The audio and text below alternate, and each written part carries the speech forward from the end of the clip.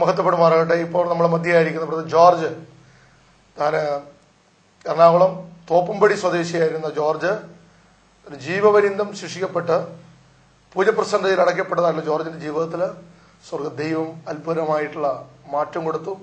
താൻ തികഞ്ഞ ഒരു മയക്കുമരുന്നിന് അടിമയായിരുന്ന വ്യക്തിയായിരുന്നു. എന്നാൽ യേശു തന്റെ ജീവിതത്തിൽ വലിയ മാറ്റം വന്നു. തന്റെ സ്വന്തം അനുഭവം താൻ തന്നെ പങ്കുവയ്ക്കുന്നതായിരിക്കും. ദൈവനാമത്തിന് മഹത്വം ഉണ്ടായിരിക്കട്ടെ. എന്റെ പേര് ജോർജ് എന്നാണ്. ഞാൻ തോപ്പുംപടിയിൽ സൗദി എന്ന് പറയുന്ന തീരപ്രദേശത്ത് ഒരു മുക്കോ കുടുംബത്തിൽ, ഒരു ക്രൈസ്തവ കുടുംബത്തിലാണ് ഞാൻ ജനിച്ച് വളർത്തപ്പെടുവാനിടയായത്. എന്നാൽ എന്റെ ചെറിയ പ്രായം മുതൽ ഞാൻ മദ്യത്തിനും മയക്കുമരുന്നിനും അടിമയായി തീരുവാനായിട്ടിടയായി. മയക്കുമരുന്ന് ജീവിതത്തിൽ എന്തോ വലിയൊരു സന്തോഷം നൽകി തരുന്നു എന്നുള്ള ഒരു ചിന്തയാണ് എന്നെ ഭരിച്ചത്. എനിക്കതിനെക്കുറിച്ച് വലിയ ഗ്രാഹ്യമില്ലായിരുന്നു. 14-ാമത്തെ വയസ്സിൽ മയക്കുമരുന്ന് ഉപയോഗിച്ച് പാടുകയും ആടുകയും ചെയ്യുന്ന ചില പ്രിയപ്പെട്ടവരെ കണ്ടു കഴിഞ്ഞപ്പോൾ അതിന്റെ ആ സന്തോഷം, അത് വലിച്ചാലുണ്ടാകുന്നില്ലെങ്കിൽ അത് ഉപയോഗിച്ചാലുണ്ടാകുന്ന ആ സന്തോഷം എന്താണെന്ന് അറിയാനായിട്ടാണ് ഞാനത് വലിച്ചു തുടങ്ങിയത്. എന്നാൽ പിന്നെ അത് എന്റെ ജീവിതത്തിൽ ഒഴിച്ചുകൂടാൻ പറ്റാത്ത രീതിയിൽ ഞാൻ അതിന് അടിമയായി തീർന്നു. പിന്നീട് ഞാനത് മനസ്സിലാക്കിയത് ദോഷമാണ് എന്ന് ചിന്തിക്കുന്ന ആ ഒരു ചിന്ത എന്റെ ഉള്ളിലേക്ക് വന്നപ്പോൾ എനിക്കതിൽ നിന്ന് ഒരിക്കലും വിട്ടുമാറുവാൻ കഴിയാത്ത രീതിയിൽ ഞാനതിന് അടിമയായി തീർന്നു. അതുകൊണ്ട് എൻ്റെ വീട്ടിലുള്ളതായ പ്രിയപ്പെട്ടവർ, എൻ്റെ സഹോദരിമാര്, എൻ്റെ മാതാവ്, പിതാവ്, എൻ്റെ ബന്ധുമിത്രാദികളെല്ലാം എന്നെ വെറുക്കുന്നതായ ഒരു അവസ്ഥയിലേക്ക് ഞാൻ കടന്നു വന്നു.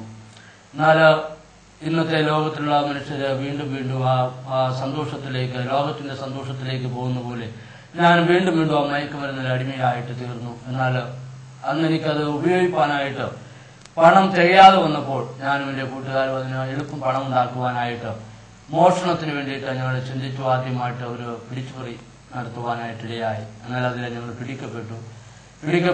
അതിന് ഒരു 3 മാസത്തെ ശിക്ഷ ഞാൻ വിയൂർ സെൻട്രൽ ജയിലിൽ എൻ്റെ 18-ാമത്തെ വയസ്സിൽ അനുഭവിക്കാനായിട്ടിടയായി. എന്നാൽ അവിടെ നിന്ന് എനിക്ക് ഒരിക്കലും ഒരു മാറ്റം ഉണ്ടായില്ല. എൻ്റെ ജീവിതം വീണ്ടും ഈ ലോകത്തിൻ്റെതായ അഴുക്കിലാലിലേക്ക് തന്നെ പോയി. ഈ ലോകത്തിൽ ലഭിക്കുന്ന സുഖവും സന്തോഷമാണ് ഏറ്റവും വലുത്, ഇതിനപ്പുറം ഒന്നില്ല എന്നുള്ള ചിന്തയിലാണ് എൻ്റെ ജീവിതം കടന്നുപോയത്.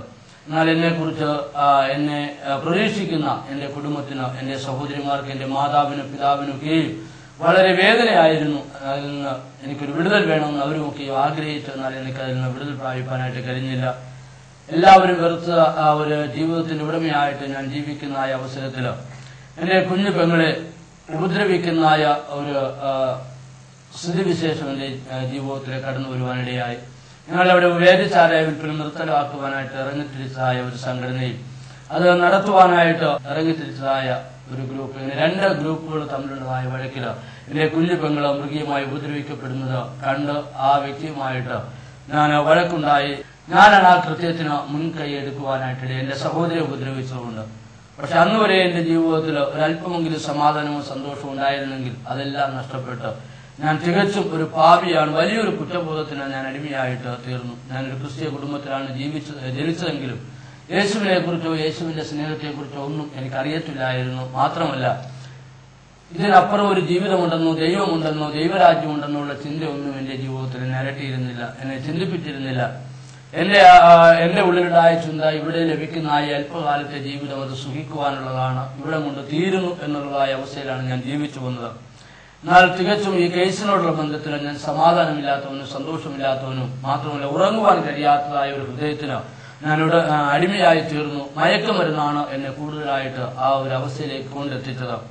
അങ്ങനെ ഇരിക്കുന്ന സാഹചര്യത്തിൽ 1985 ന്യൂവിന്റെ ചർച്ച് ഓഫ് ഗോഡിന്റെ നേതൃത്വത്തിൽ 2 ദൈവദാസന്മാർ അവിടെ കടന്നു വന്ന് സുവിശേഷം അറിയിക്കുന്നതായ അവസ്ഥയിൽ ഒരു ദൈവദാസൻ എന്റെ അടുത്ത് കടന്നു വന്ന്, രാജൻ മേത്യു എന്നാണ് തന്റെ പേര്, താൻ കടന്നു വന്ന് യേശുവിനെ കുറിച്ച് പറയുവാനായിട്ടിടയായി. എന്നാൽ എന്നെ വഴിപഴിച്ചതായ ജീവിതത്തിൽ എന്നെ മാറ്റുവാനായിട്ട്, ഒരു പുതിയ മനുഷ്യനെ, ഒരു പുതിയ ജീവിതത്തിലേക്ക് എന്നെ നയിക്കുവാനായിട്ട് എന്റെ ബന്ധുമിത്രാദികൾ, ചാർച്ചക്കാർ എല്ലാവരും എന്നെ ഉപദേശിച്ചിട്ടുണ്ട്. എന്റെ സഹോദരങ്ങൾ, അല്ലെങ്കിൽ എന്നെ ഉപദേശിക്കുവാനായിട്ട് അർഹതയുള്ളതായ എന്റെ ബന്ധുക്കൾ, എന്റെ അമ്മാവനൊക്കെ എന്നെ ഉപദേശിച്ചിട്ടുണ്ട്.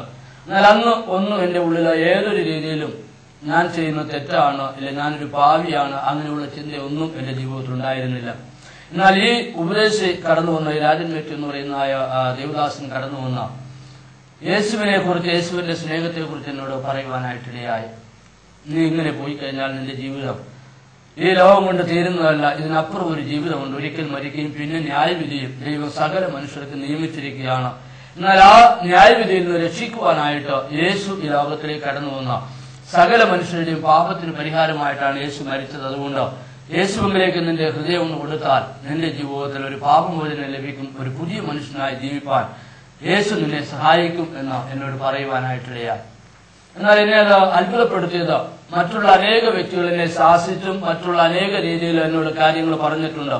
എന്നാൽ അന്നൊന്നും എന്റെ ഹൃദയത്തിൽ ടച്ച് ചെയ്യാത്തതായ ഒരു രീതിയിലാണ് ഈ ദേവദാസൻ വളരെ ശാന്തമായിട്ട് യേശു നിന്നെ സ്നേഹിക്കുന്നു, യേശു നിന്റെ പാപത്തിനോട് ക്ഷമിക്കും എന്ന് പറഞ്ഞതായ സമയത്ത് എന്റെ ഉള്ളിൽ അത് വലിയ ഒരു മാനസിക സംഘർഷം അനുഭവിക്കുന്നത് പോലെ, ഒരു പ്രത്യേകിച്ച് ആരോ എന്നോട് എന്തൊക്കെ പറയുന്നത് പോലെ എന്റെ ഉള്ളിൽ ഞാൻ അന്ന് അനുഭവിക്കാത്തതായ ഒരു വിഷയം എന്റെ ഉള്ളിലേക്ക് കടന്നു വന്നു.